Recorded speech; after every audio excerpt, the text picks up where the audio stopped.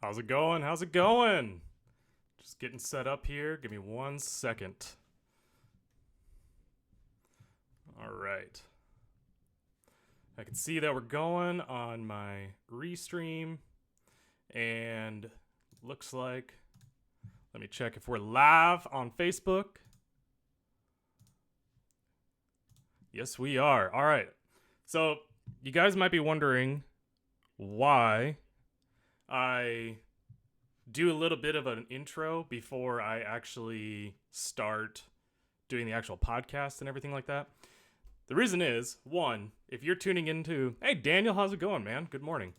If you are tuning into the Facebook Live, the Twitch stream, and everything like that, I feel like you guys deserve a little bit of personal time, to answer questions. Ty Auden, holy cow, cowboy! How's it going, buddy? Oh, man, that's never going to get old. I was just thinking about you the other day, buddy. I hope all is well in your world. So, like the title says, this is going to be a podcast. I'm going to be taking the video and the audio of this. I'm going to be taking the video and I'm going to be putting it on YouTube. Because on YouTube, we have just been doing just the audio upload and that's it. And while it is working, it doesn't have very many views, but it's on there. And for the people that it works for, it works really well for them. Now, for YouTube, we're going to be doing the actual video portion on there as well. So you can see me, you can see my reactions, you can see my passion and everything for on YouTube.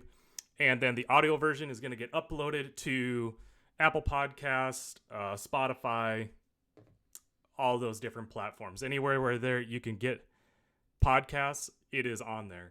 So if you guys could do me a favor really quick, we are going to be talking about E-Myth Revisited. This is the book on business. And we're going to be going over my thoughts. I'm probably not going to be able to cover the entire book because to cover the entire book sufficiently would take a lot longer than an hour.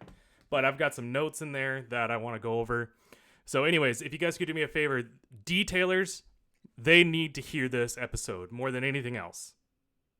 In fact, just business people in general, they need to hear this podcast.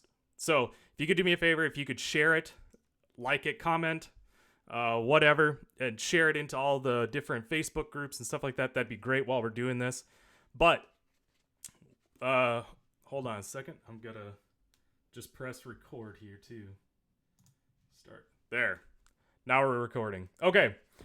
I'm going to start with the podcast. So I'm going to treat this just like as if you were listening to the podcast on Apple Podcasts. So the intro and everything is going to be the same. So 3, 2, 1.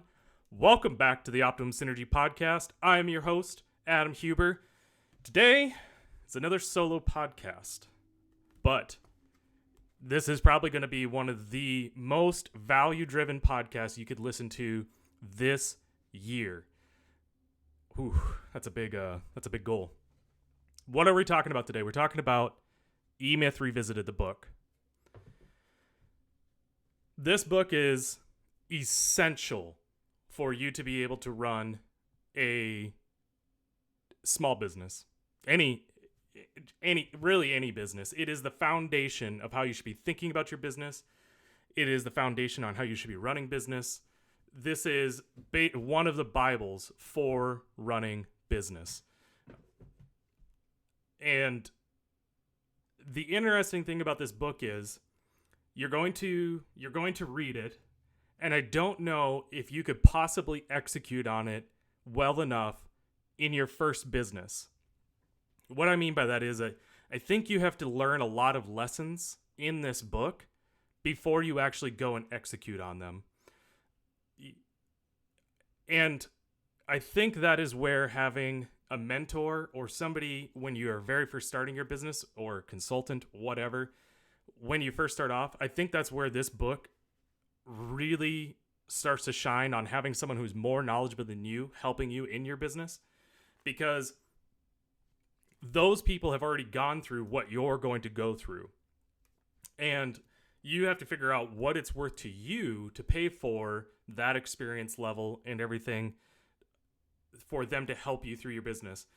Right now, in the OptiCoat family, the Optimum family, we are working with one of our installers who has done very, very, very, very well for himself in Canada. His name is Tim MacDonald. And he has decided to do a coaching program for our installers. Now, I have reached out to a handful of installers that met Tim's criteria that I felt would be able to take those lessons, really act on them, and just 10x their business hugely. And I've reached out to them, and you're always going to kind of run into this where, well, that's a lot of money. I don't know if I want to do that. And the thing I asked them is, what would you pay to fast track your business by 3 years, 5 years, something like that?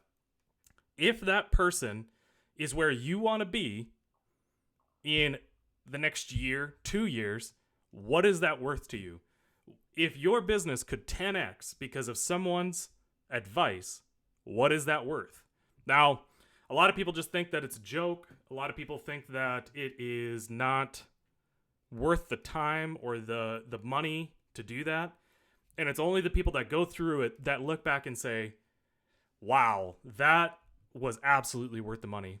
And I can tell you that this book I don't even know how much this costs. Right here. Okay. This is $21. This $21 book will teach you everything that you need to know about how you need to be thinking about business and how you need to build your business from the beginning. So we're going to get right into it here. I have lots of points in this book that I'm going to be going over. I'm going to be giving my thoughts on it, but kind of keep that little preamble in the back of your mind that, what would you pay for this kind of advice? The first thing that I have written in here is, it's a doozy fact. And I'm going to give a little bit of a personal story on it when I get done with this. Businesses start and fail in the United States at an increasingly staggering rate. Every year, over 1 million people in this country start a business of some sort. Statistics tell us that by the end of the first year, at least 40% of them will be out of business. Within 5 years, more than 80% of them, 800,000 businesses, will have failed. And the rest of the bad news is, if you own a small business that has managed to survive for 5 years or more, don't breathe a sigh of relief, because more than 80% of the small businesses that survive that first 5 years fail in the second 5. That's some heavy, heavy stuff, people. That's heavy. Think about that for a second. That it is, if you own a business that has managed to last to 5 years, you're in the elite. So you're already operating a business, which most people would not be willing to operate a business in the first place. I've spoken on this about the podcast before. If you have decided to take that jump and go out on that ledge, you're already in the very small minority of people that would do that. Now, if you manage to make it to 5 years in business, you're in an even smaller minority. You are in a very select group of people. Now you take those 5 years, those people that managed to have a business for 5 years, and if you're at year 10, you're in an even smaller category of business, or just people. You're in a very small category. You're operating on a different level. The little personal story that I have attached to this. Some friends of mine, Lauren, Clint, and I went to a college and spoke at an entrepreneurial class. And the professor had the students ask some questions. And one of the questions that he posed to the students was, why are you in this class? And one of the students said, to make a lot of money. To which Clint, Lauren, and I all had a pretty good chuckle. And then I said, you mind if I take this one, Clint? He goes, nope, go ahead. And I was like, all right. So I looked at the kid and I said, do you want to make a lot of money? He's like, yeah, I do. Do you want to make a lot of money right now? Oh, yeah, I do. I said, you think business is the way to do it? Yep, sure do. And I said, awesome. Go sell drugs or go sell your body. One of the two. That's the only way you're going to make money fast. And right now. To which, there was a collective gasp in the room. Understandably so. We're talking to college students. They would never expect a business owner to say that. But it's true. If you start a business, people have this weird fantasy of thinking that because you own a business that you make a lot of money. And that's just quite simply not true. Just not. Now, you might make quite a bit of money down the road, but that's only if you build your business correctly, which is exactly what we're talking about here. Then I threw a little stat at them, which is basically mirroring what I just said in here, that the 80% of the 80% that happened to make it through those 5 years, now take into consideration that most of those people, most of the business owners that happen to make it past that point, I don't want to say most, but a good percentage of them are alcoholics, they're divorced, they have a drug problem, or some type of dependency issue. Does that sound like a great lifestyle? Hey, you made it past 5 years, but you're divorced. Hopefully hopefully you're okay with that. And that's something that people don't talk about. Yeah. Hey, you made it 5 years, but you're an alcoholic because of all the stress and all the pressure that you're under. So, anyways, keep that in mind when you want to start a business. That it's not all unicorns and rainbows, folks. It's a lot of hard work, and there's a lot of disappointment on that road to glory. So, fast forwarding through the book a little bit, and guys, seriously, if you want to, there's so much value in this book, you need to read it. Now, we're talking about the moment in time that you decide as a person that you're going to go out and do your own thing. Everybody can point back to the time where they said, I've had it. I've had enough. I want to go out on my own and do my own thing. Whatever that moment was. But we all make an assumption. And in this book, he calls it the fatal assumption. The fatal assumption is, if you understand the technical work of a business, you understand a business that does that technical work. The reason it's fatal is that it just isn't true. The technical work of a business and a business that does the technical work are two totally different things. But the technician who starts a business fails to see this. As I'm reading this book, I sincerely cannot stop thinking about detailers. I mean, the detailing industry is such a unique field in the first place, and you guys know that I love you, and the reason that I love you is and I'm trying to show you love by trying to be honest with you guys that most of your guys' thinking is completely backwards, 180%, 180 degrees backwards. And you need to think about this in a different way. You guys started a detailing business. By far the majority of you guys, I could probably literally count on one hand the amount of detailers that have started a business to be a business. You guys started a detailing business because your back was up against the wall. There came a moment in time where you said, I've had it. I want to go out on my own and do my own thing. And then decided to start up a detailing business because you knew how to do the craft really, really well. But you don't know how to business well. Now, some of you have transitioned from being able to do the craft really well into being able to do business really well. But by far, the majority have not. And some of you, I see Benjamin McKinney is in here. I see some of you guys that are people that have been in the industry a while. You know exactly what I'm talking about. They're the guys that always are always in the groups talking about how they're grinding, hustling, 18-hour days, boom, what? And then 6 months later, guys, I'm having a divorce. My wife is mad at me because all I do is work. How can I get her to see my end of it? Yada yada yada. Well, hustle, grind, hashtag, right? All the entrepreneur hashtags. We see it all the time. All right. Now, we're going over the different kinds of personalities in a business. And I'm going to say I'm going to say a couple of these, and some of you guys, like probably about 30% of you are going to be like, yeah, that's me. That's me. That's me right there. No, it's not. I'm going to tell you who most of you are. The entrepreneur.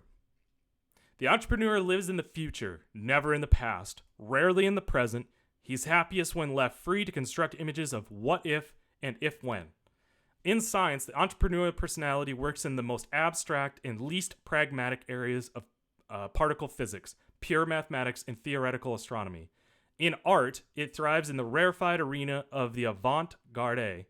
In business, the entrepreneur is the innovator, the grand strategist, the creator of new methods for penetrating or creating new markets, the world-bending giant like Sears, Roebuck, Henry Ford, Tom Watson of IBM, and Ray Kroc of McDonald's. There is 25% of you right now listening to this that say, I'm the entrepreneur. No, you're not. You guys are out washing cars. That is not new work. You're not changing the meta. You're not changing the macro. An entrepreneur is somebody who dreams about changing the fundamental way that people think about something. Now, are entrepreneurs always successful? No. They're dreamers. Now, you might have aspirations and dreams of what you want to be. That is not an entrepreneur. According to this book, the entrepreneur is someone who seeks to change the macro and change the way that people fundamentally think about something. Let's just take Starbucks, for example. When Starbucks came along, the meta for a coffee shop, if you owned a coffee shop in, 60s, 70s, whenever it was that Starbucks came along, you went into a coffee shop, you got your freaking coffee, you left the freaking coffee shop. A coffee shop in, I can't remember exactly where Starbucks started, so I'm sorry, but I'm pretty sure that it was in Seattle or up in the northwest part of the United States. So apologies, I don't know the exact area. But somebody had the thought process of, what if we created a community inside the coffee shop where someone could come in, have their coffee, read a book, do some business, have a meeting, whatever, and then replicated it a bunch of times. That is an entrepreneurial mindset. Let's take McDonald's. And McDonald's is mentioned a lot in this book. So, and if you guys have not seen the Netflix movie or just the movie that is talking about Ray Kroc and McDonald's, it was Seattle. Okay, thanks, Matt.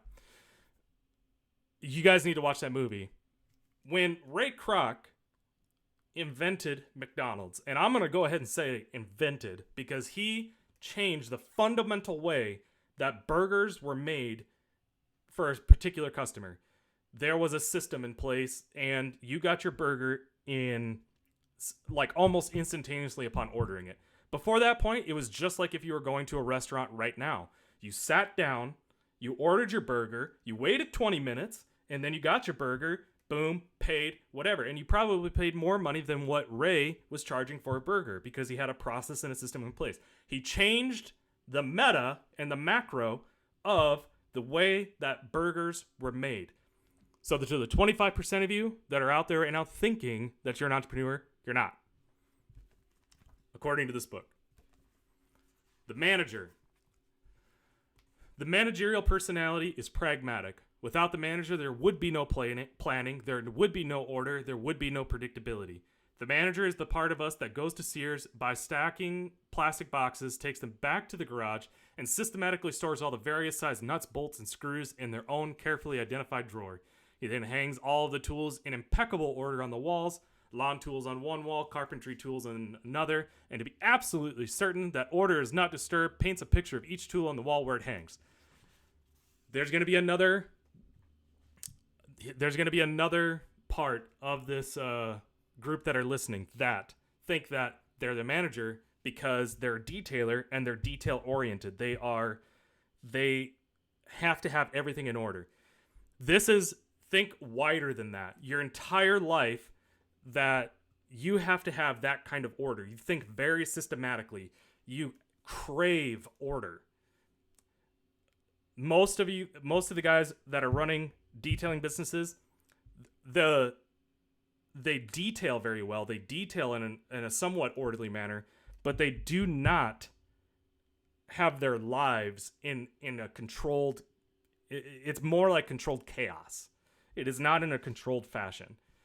Most of you guys, I'm going to go ahead and say 80% of the people listening to this podcast that are detailers, this is you. The technician is the doer. If you want it done right, do it yourself. Now, this is a long explanation, and there's a great reason behind it because, first of all, I want to drive home the point that you guys are technicians, and not only that, but it goes through and it really defines what each different personality is. So hold on for a little bit while I go through this explanation. The technician is the doer. If you want it done right, do it yourself is the technician's credo. The technician loves to tinker. Things are to be taken apart and put back together again. Things aren't supposed to be dreamed about, they're supposed to be done. If the entrepreneur lives in the future and the manager lives in the past, the technician lives in the present. He loves the feel of things and the fact that things can get done. As long as the technician is working, he is happy, but only on one thing at a time. He knows that two things can't get done simultaneously. Only a fool would try. So he works steadily and is happiest when he is in control of the workflow. As a result, the technician mistrusts those who he works for because they are always trying to get more work done than is either possible or necessary. To the technician, thinking is unproductive unless it's thinking about the work that needs to be done. As a result, he is suspicious of lofty ideas or abstractions. Thinking isn't work. It gets in the way of work. The technician isn't interested in ideas. He's interested in how to do it. To the technician, all ideas need to be reduced to the methodology if they are to be of any value and with good reason. The technician knows that if it weren't for him, the world would be in more trouble than it already is. Nothing would get done, but lots of people would be thinking about it. Put another way, while the entrepreneur dreams, the manager frets, and the technician ruminates. The technician is a resolute individualist, standing his ground, producing today's bread to eat at tonight's dinner. He is the backbone of every cultural tradition, but most importantly, of ours. If the technician didn't do it, it wouldn't get done. Everyone gets in the technician's way. The entrepreneur is always throwing a monkey wrench into his day with the creation of yet another great new idea. On the other hand, the entrepreneur is always creating new and interesting work for the technician to do. Very important point right there. Thus establishing a potentially symbiotic relationship. Unfortunately, it rarely works out that way. Since most entrepreneurial ideas don't work in the real world, the technician's usual experience is one of frustration and annoyance at being interpreted in the course of doing what needs to be done to try something new that probably doesn't need to be done at all. The manager is also a problem to the technician because he is determined to impose order on the technician's work, to reduce him to a part of the system. But being a rugged individualist, the technician can't stand being treated that way. To the technician, the system is dehumanizing, cold, antiseptic, and impersonal. It violates his individuality. Work is what a person does, and to the degree that it's not, work becomes something foreign. To the manager, however, work is a system of results in which the technician is but a component part. To the manager, then, the technician becomes a problem to be managed. To the technician, the manager becomes a meddler to be avoided. To both of them, the entrepreneur is the one who got them in trouble in the first place. Woo! Boy. Okay, so that was a lot of reading, but I wanted to go over that part because I think that, again, a lot of you don't think that you're a technician in your business, but you actually are. And I wanted to read through that part because that's going over a really great explanation of what a technician is in a business. And to be honest with you guys, as much as I try not to be, there are still times where I am a technician, even operating inside of Optimum. I try to think about the bigger picture. I try to come up with rule sets and strategies and everything like that. But that doing stuff like this, where I'm doing a Facebook Live, we're in the moment, we're in the heat. This is kind of where, like, this is home for me. I'm in the present. I'm talking with you guys. I'm reading your comments and Chris, I see exactly what you're saying, and thank you for pointing that out.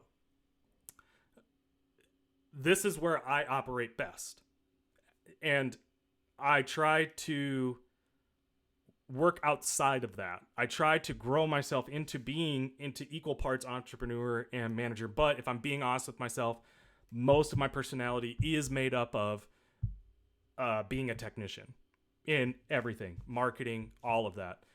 But I do try to be better at the other things. All right.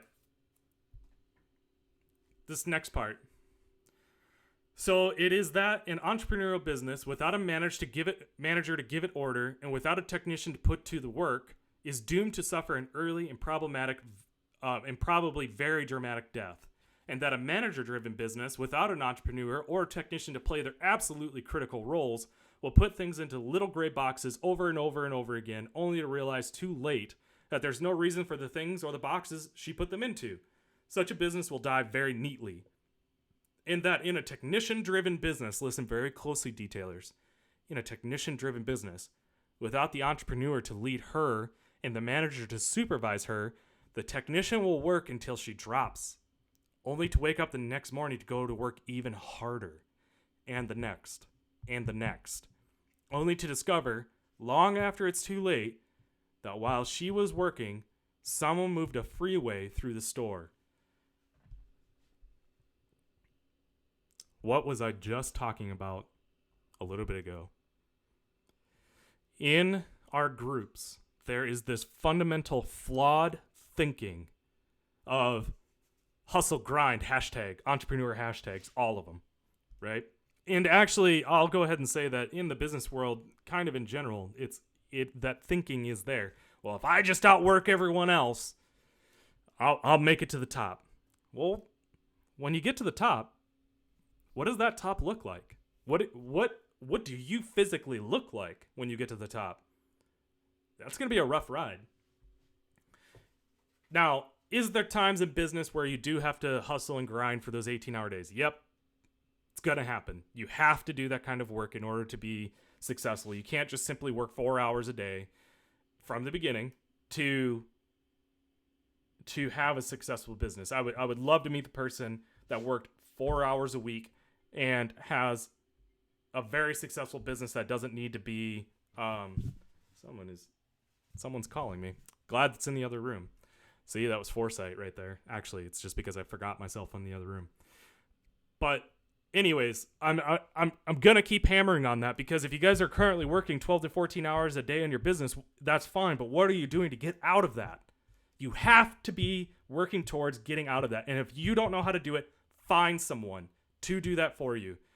Find that person that has more experience than you, bring them into your business and say, listen, I know how to do the work really well. I don't know jack about making this to where I don't have to do this anymore. Help me out. Guys, it's going to cost you money. Like, people with that kind of experience don't just give it away for nothing. Pay the fee. Ooh, the fee. We're going to get to that a little bit later. All right. For you guys that have been watching the podcast for a while, you already know what the fee is. If you want to go ahead and pay the fee now, that would be great, because there are multiple people that need to hear this, in my opinion. And it's not because, I'm just on camera, but I believe there's a lot of people that need to hear this. All right, so now we're going to go through the different phases of business. And this is called the infancy phase, or the technician phase. And most of you guys listen to this podcast again, this should resonate home with you. If it doesn't, you're either operating a very successful business and I want to talk to you, or number two, you're just lying to yourself. Straight, like you are just lying to yourself. In the beginning, nothing is too much for your business to ask. As the technician, you're accustomed to paying your dues. So the hours devoted to the business during infancy are not spent grudgingly, but optimistically. There's work to be done, and that's what you're all about. After all, your middle name is work. Hashtag hustle, grind, entrepreneur hashtags.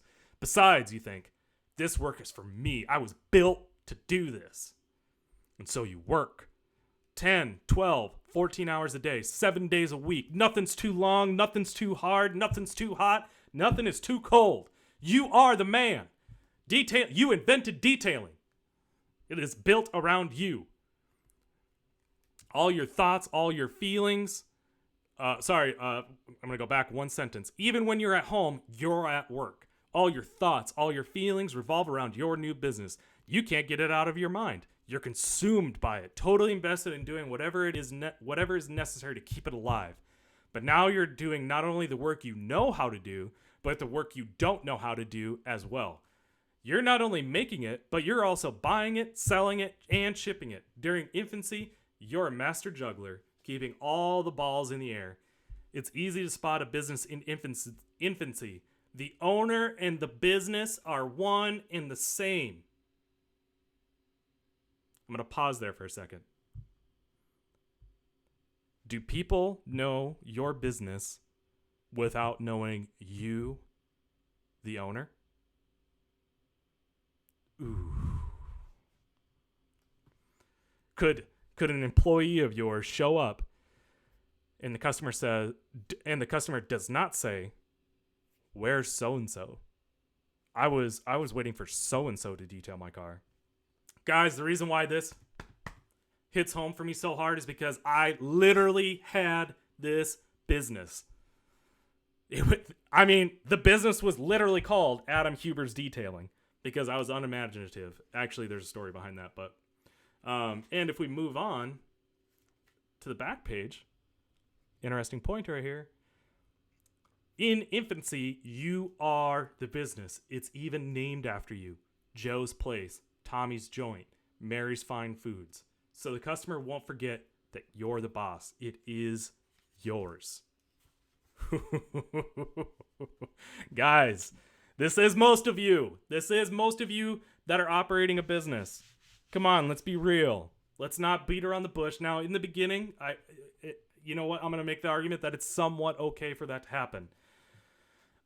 When I come across something new that I want to execute on, it consumes me. I literally find every possible thing that I can on it and learn more, watch more, think more. I am that person. I get it. Egos. There's a pretty big ego in detailing. I don't know if, so I'm going to go, Chris asked a really great question. I'm just going to go ahead and start talking about it because I think it's absolutely relative to this point. When I started Adam Huber's Detailing, the only reason why I called it Adam Huber's Detailing was because my wife, Jessica, worked as an auditor for the state. Well, as an auditor for the state, she was concerned that if I'm doing side work and getting money for it, that I need to have a registered business. So me, again, being the technician in the business, I rolled my eyes and I'm like, okay, whatever. I'll just call it Adam Huber's Detailing. And then it just kind of rolled from there. Okay. So it didn't have anything to do with ego. It was more, oh, okay. All right. I got you, Chris. All right. Since this is going to be, Chris, since this is part of this is an actual podcast, people are going to be listening to this. I'm going to try and just kind of keep on track. But dude, you know, I respect you. I want you to keep commenting on this kind of stuff. Okay. So now in this book, just so you guys know, I'm going to start, we've gotten to the part of the book where we're going to be talking to Sarah. Sarah runs a pie baking business. Sarah is a technician. And so now we've kind of introduced her. We've gone through Sarah's story, which is very, very similar to most detailers out there. And if you pick up this book and you start reading it, you should be thinking to yourself, holy crap, this is literally me. Okay.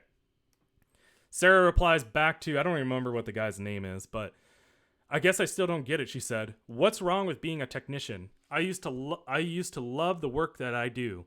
And if I didn't have to do all these other things, I would still love it. There's nothing wrong with being a technician. There's only something wrong with being a technician who also owns a business. Pausing for effect. Because you need to think about that for a little bit. There's multiple different things there's multiple things that make a business work well. A technician is a very small part of it. You need to know how to do the thing that you are selling or doing better than anyone else in your industry or in your area, or strive to be the best. But it's just a very small part of it. You have to work at the other things or find people that do these other things equally as well as you do the work. Okay. Now, this is a very interesting part of this book. Very interesting. Now we're in the adolescence phase. Adolescence begins at the point in the life of your business when you decide to get some help. There's no telling how soon this will happen. Edgar, you just commented on this. There's no telling how soon this will happen, but it always happens. Precipitated by a crisis in the infancy stage. Every business that lasts must grow into the adolescent phase. Every small business owner who survives seeks help. What kind of help do you, the overloaded technician, go out to get? The answer is as easy as it is inevitable. Technical help. Most detailers that I know don't love to sit down and figure out the spreadsheets and figure out what needs to be paid and what doesn't need to be paid. I am 100% this person. My wife, as much as I love her, tries to sit down and spreadsheet out like our finances and everything like that. And there's been multiple times that I've looked her in the eye and I've said, listen, are we going to have to sell the house? Okay, we're fine. We're good. Now, I've been trying to be better about that. I've been trying to get a little bit more in tune with where we need to be as a household or whatever. But in my business, she's the one that took care of all the finances. Well, most of them. I made a lot of the calls in how we needed to grow and stuff like that. And then we worked together to figure out what we needed to do to get there. But Edgar has pointed out that one of the best things that he ever did was hire a receptionist. It's hard to answer calls with the generator pressure washer running in the background. It's absolutely correct. Answering phone calls, answering messages, and everything like that is a very important part of your business, but is it the part that's what's making your business the most money? Now, I actually decided to do the reverse of Edgar. I decided that I could train people to detail very, very well, but I couldn't train someone how to answer the intricate questions that some customers asked when it came to detailing. So I decided to be the receptionist and answer messages and do all the other things in the business while my employees were the ones doing the detailing. I'm not saying I'm right. I'm just saying that's what I personally decided to do because it was easier for me to train someone how to do the detailing. Every adolescent business reaches a point where it pushes beyond its owner's comfort zone, the boundary within which he feels secure in his ability to control his environment and outside of which he begins to lose that control. The technician's boundary is determined by how much he can do himself. The manager's is defined by how many technicians he can supervise effectively or how many subordinate managers he can organize into a productive effort. The entrepreneur's boundary is a function of how many managers he can engage in pursuit of his vision. As a business grows, it invariably exceeds its owner's ability to control it, to touch, feel, and see the work that needs to be done, and to inspect its progress personally as every technician needs to do. I have a little note written here that I have been referring a lot to in the last couple of days. I need to mark this page right here because I'm going to need both my hands. As you guys have probably noticed, I talk with my hands a lot. There comes a point when your business grows to a point where you exceed your comfort zone. And I don't know if I like the phrase comfort zone because a lot of you guys are probably thinking right now, well, I mean, I'm outside of my comfort zone every day. I'm out there hustle, grinding, hashtag, entrepreneur hashtags, right? I'm always outside my comfort zone. That's not exactly what they're talking about here. They're actually talking about that your business gets to a point where it actually outpaces your skill set as a human being. Every human being has a particular skill set that you will just reach the limit of, okay? and you can work your butt off to try and attain those skills, but you very rarely can the founder of a business get to the point where it can also operate a multi-million-dollar business. You just don't have the skill set. For example, I'm 5'9", and I could practice basketball 4 hours a day if I wanted to. I'm not going to end up in the NBA. It's just not going to happen. I don't have that particular skill set. And the thing that I've been referring to quite often in the last probably week or 2 weeks, I mean, I've been talking to a lot of people about this, is that one of the things that I remember the most that applies to this is there was a business in town called ClickRain, and it was run by someone that I've had the great opportunity to sit down with and talk with a couple of different times, and his name is Paul Tenhaken. He is now the mayor of Sioux Falls. A year and a half ago, someone from Sioux Falls reminded me of this, but about a year and a half ago, Paul made the announcement that he was moving on from ClickRain, and he sold it or gave it to, I don't know exactly how it worked, but he moved on from being the founder / CEO of it. And there was something that he wrote, or it was something that he said that just stuck with me when he wrote it or said it. And he basically said that in every business's point, if you get lucky enough to build it to the point where it has now exceeded your skill level as a human being, that it is now your responsibility and your responsibility to your employees to hand it off to someone who has the skill set to be able to operate that business to the next level. In which case, they will hit their skill level and then need to hand it off to someone else. There's no shame in that. He fired himself. Thanks, Dad. There's no shame in that.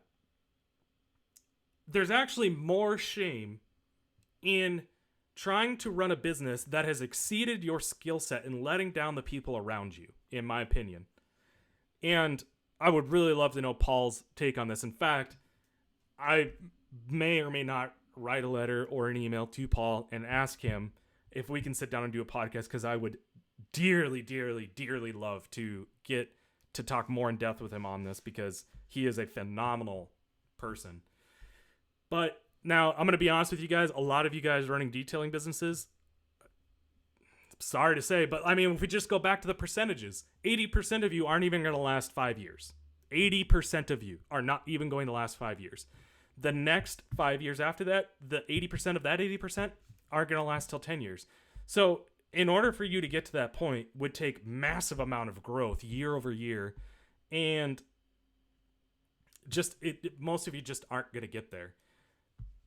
But if you do happen to get there, if you amazingly are listening to this podcast and you feel like you're losing control in your business, you might want to sit down and have an honest conversation with yourself and say, do I have the skill set to be able to take this, to operate this business where it's at now, and to be able to take it to the next level? Need to have that conversation, because nobody is able to tell you that, because you'll just, what do you know? I could do this. All right. Now we're going to go into the maturity and entrepreneurial perspective. This is where we start to, okay, Adam, you've harped on us enough about how most people aren't going to be able to last and all this other stuff. What do we do different then? What's the big change? The person who launches his business as a mature company must also go through infancy and adolescence. He simply goes through them in an entirely different way.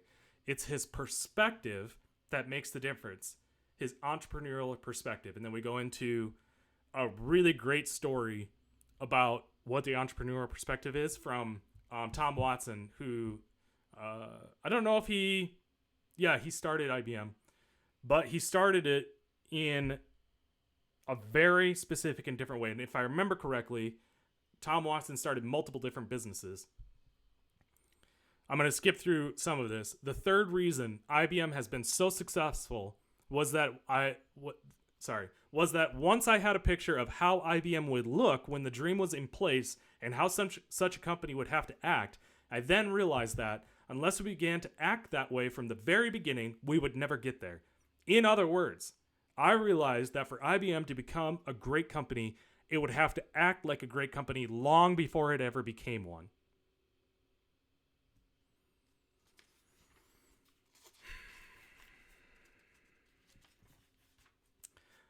Remember at the beginning of this podcast where I said that you have to go through business first in order to probably really understand this book? You would have to start and fail at a business before you actually fully grasp it. And I still maintain that. I feel like there's very few people, maybe 1 out of 1,000, 1 out of 10,000, that would be able to start a business with that perspective in mind. And those 1 in 10,000, or those 1 in 1,000, 1 in 10,000, those are the people that we look up to in the business world community as basically just gods. Like they just got it right from the get-go.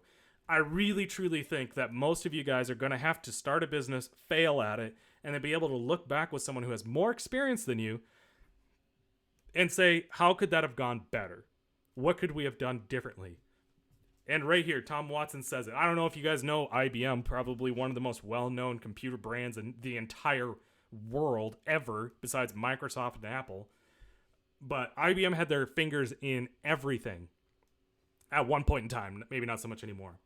But he started the business knowing what it was going to look like and knowing how it was going to act from the get-go and worked towards that.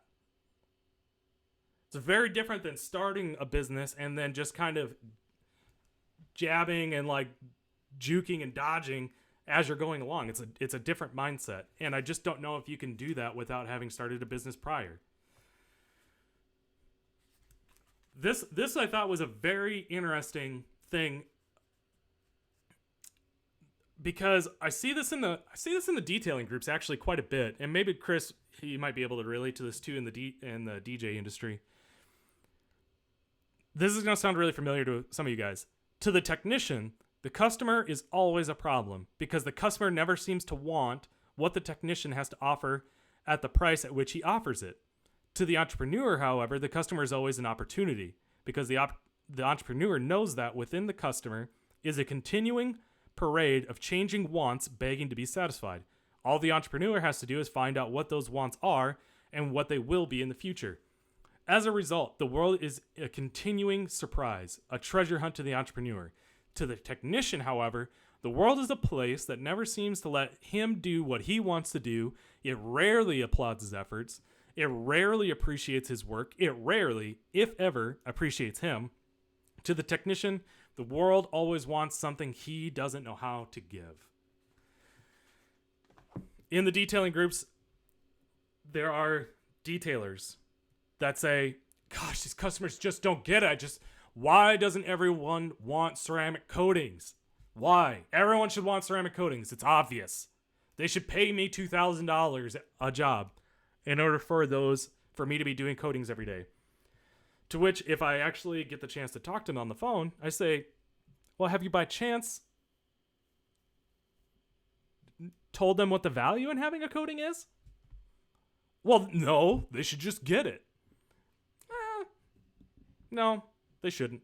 It's your job as a business owner to explain the benefits of such things. Now if we take that specific instance, ceramic coatings, and we use the entrepreneur and the technician at the same time, we split it 50-50. To the technician in you, he's going to offer that coating and he's going to try and convince that customer to get the ceramic coating. To the entrepreneur in you, if that customer does not get the ceramic coating, how do you get them onto the wash clay wax? How do you just get their business in the first place? How do you get your foot in the door? I've started rewatching a movie that there's a couple of movies that I really love to watch that to me speak really well to the entrepreneurial journey and what happens in business. One of them is, I can't remember. Oh, sorry. Will Smith's Pursuit of Happiness. That is one of the greatest movies that I can think of off the top of my head. That is pretty much the shining example in entrepreneurial struggle. If you guys own a business and you're in year 2, 3, whatever, and you watch that movie, you might cry at the end of it because it resonates so hard with you. The other movie that I've just recently started watching again, just because it's perspective thing, was Jobs or Job. It's about Steve Jobs. And it's so funny because I only watch like probably 30, 45 minutes of it at a time.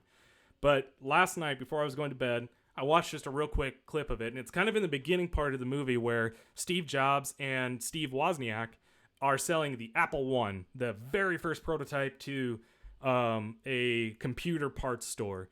And what they did was they sold just the board.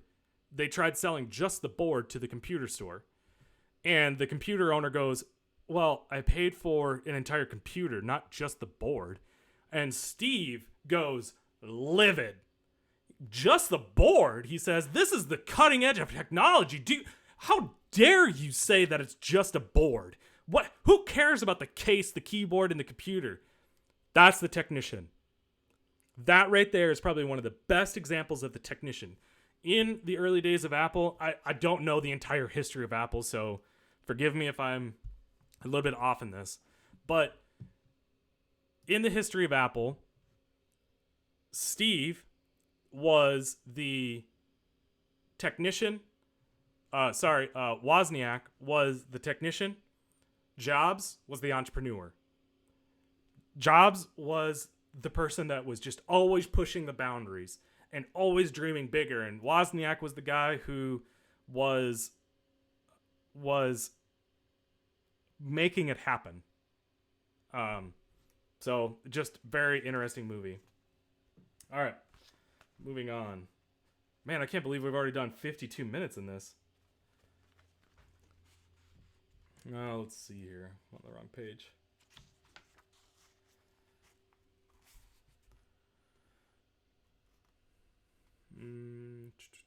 Oh, I did not mark down this part.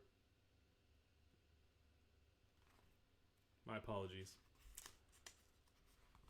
All right, so what are we talking about as far as what we were talking about last time?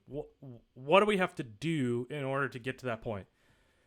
Pretend that the business you own or want to own is the prototype or will be the prototype for 5,000 more just like it. That your business is going to serve as the model for 5,000 more just like it. Not almost like it, but just like it. Perfect replicates, clones. In other words, pretend that you are going to franchise your business. I said pretend. I'm not saying that you should. That isn't the point here, unless, of course, you want it to be. Further, now that you know what the game is, the franchise game, understand that there are rules to follow if you are to win. So we're getting kind of towards the end of where I've bookmarked some stuff.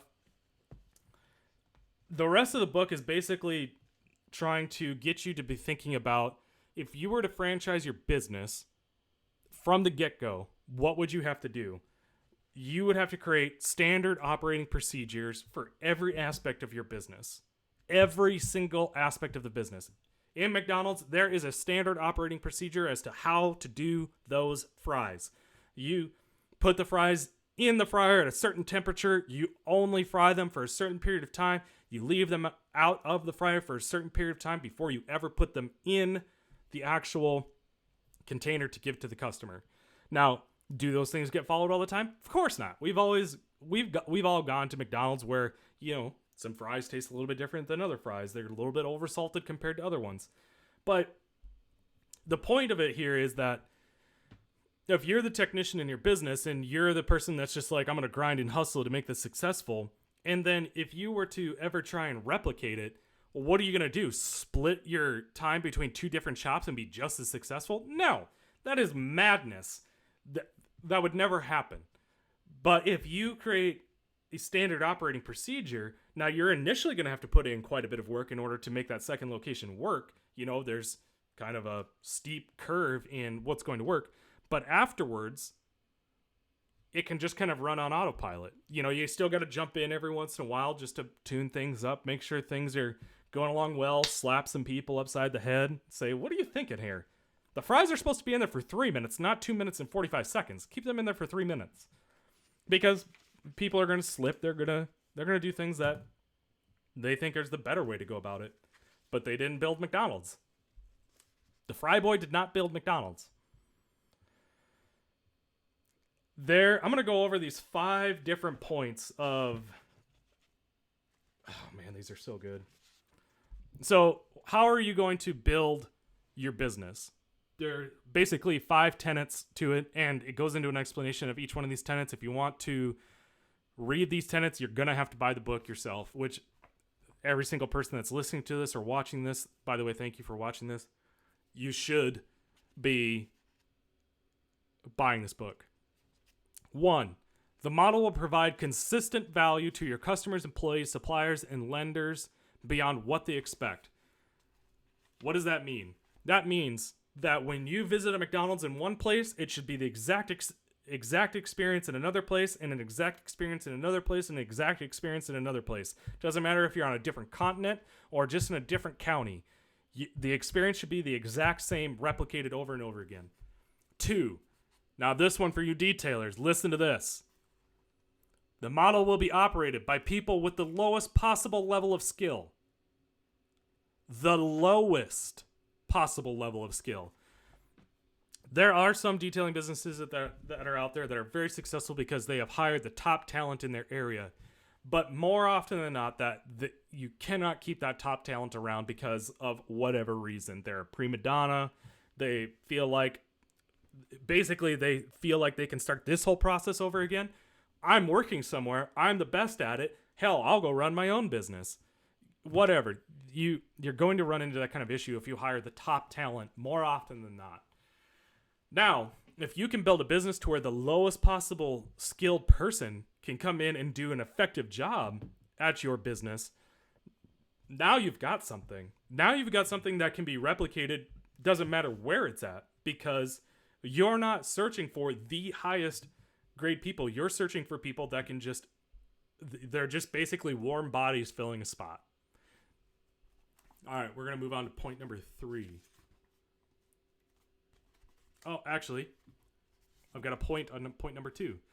It is literally impossible to produce a consistent result in a business that depends on extraordinary people.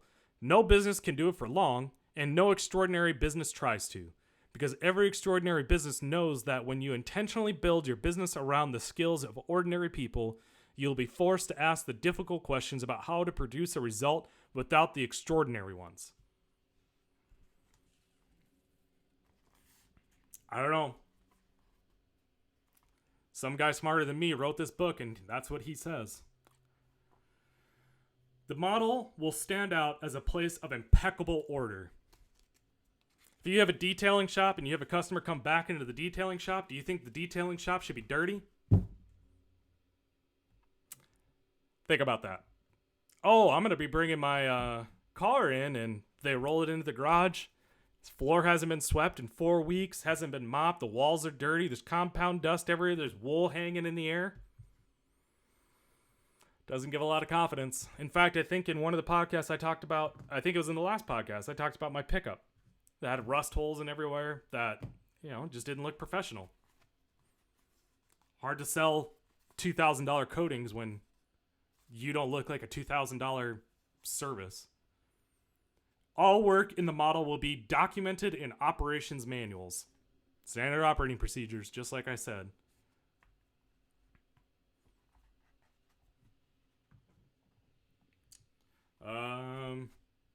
The model will provide a uniformly predictable service to the customer. My Facebook Live here stopped. Whoops. The model will provide a uniformly predictable service to the customer. Just like I said before, you're going to get the same service anywhere. It doesn't matter where you're at. I'm going to fast forward here. Okay, so that's pretty much the end of my points in this book. Again, guys, if you want to know more about this book, you need to buy it. That was only about half of the book. Literally just about half of it. If you want to know more, and if you want to start executing on this, and if you want to build a business that's better, then pick up that book and execute on it. Now, we're going to go into the last part of this podcast, which is paying the fee. And then I have to go to a meeting. Honestly, I'm going to tell you right now, if you're listening to the podcast and you didn't get value out of this episode, go ahead and unsubscribe from the podcast. Don't listen to it anymore because you're just blatantly, you're never going to learn something then. I will just go ahead. I'll just come right out and say it. If you didn't get value from this episode on this podcast, if you weren't thinking to yourself, holy crap, that is me over and over again, you're not teachable. And thus, I don't know if I really want you listening to the podcast. Because I want people listening to this podcast that are going to go out and execute on things that are on this podcast. And that right there is a whole lot of executable advice. So, if you got value out of this podcast episode, which I know you did, share the podcast episode. This particular episode should be literally lit up in the detailing groups. It should never be ending. It looks like the Facebook live stream is still going. My bad. I mean, you guys are just kidding yourselves if you don't think that this is almost every detailer that we interact with on a daily basis. You're just kidding yourself. Share the podcast episode if it brought you value, which I know it did. Send it to a friend and say, you need to listen to this because this is you. And I don't care if it's just in the detailing business. It can be pie baking shops. It can be CBD oils. It doesn't matter. Someone needs to listen to this episode, and someone needs to listen to it because they need to pick up this book, not because they need to watch me or they need to listen to my soothing, sultry voice, okay? That's not the point. The whole point of this podcast is to try and get as many people the help that they need. And this book is one of the things that people need help on. Share the podcast episode, pay the fee. That is the fee for you guys that are new. The fee is if the podcast episode has brought you value, to share it. Share the episode. I'm going to stop the recording now. You guys have a great day. Facebook Live, I'm going to just stay on for a little bit. If you guys have particular questions that you want to ask, I'll stay on for just a couple more minutes and answer them. Okay, so I'm stopped recording. Facebook Live, if you have questions, I'll spend a little bit of time trying to answer them. Thank you, Matt. I really appreciate that. I was fired up about this episode once I thought about doing it. It was something that I was really, really, really looking forward to. I need to bring my thing up here. Hold on a second, guys. I'll wait for your... No, come on. Okay, it's not going to happen. Whatever. Any questions, comments, anything like that? Chris, you had a lot of stuff in here, man, that we need to go over. Talking about egos. Thad says technicians, managers, entrepreneurs know the roles and the strengths, right? Couldn't agree more, man.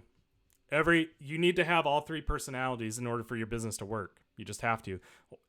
Either inside of you, which is going to be very, very rare, or you need to hire those people into your business. One of the two. Can't tell. Yeah. Chris says, book plug, never split the difference. I'll have to read that. You know what? I think I've been referred to that book a bunch of times. I don't know if I've ever actually read it. There's so many things to read, man. There's so much great advice out there. Customer needs trumps your thoughts of what the customer needs. Get them to say, yes, that's it. And then they understand you. You understand them. Fully agree. Love the content of the E-Myth, but also the true simplistic demonstration of how Gerber presents it. Oh, that brings me to a great point. When I shared this episode to the groups and everything, saying that I was going to do it, there was actually someone that commented and said, great book, but it doesn't apply to service-based businesses.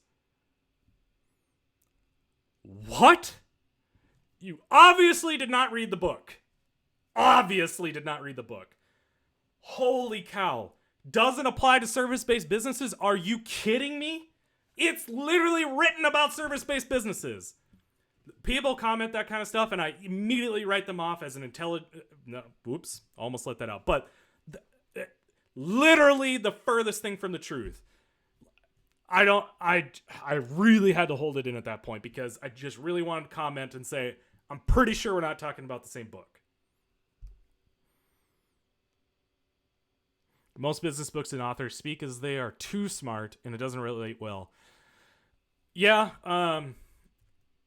Seth Godin can kind of, in my opinion, can kind of flip-flop on this. He can write some books that, man, you just get it.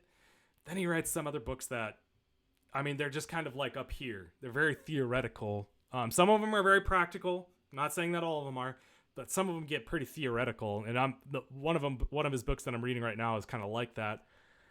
It's way up here. It's theory and mystery, and it's still a great book. But yeah, I know exactly what you mean, Thad.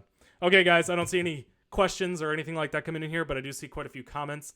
I'm gonna try and answer back to them as fast as I possibly can. Thank you so much for you guys tuning in, listening. Matt, Thad, you guys have been here since the beginning. Chris, you've been here since the beginning. Brant, you need to, when this live video or when this podcast comes out, you need to listen to this, buddy. Love you. All right, guys, it's great talking to you. I will talk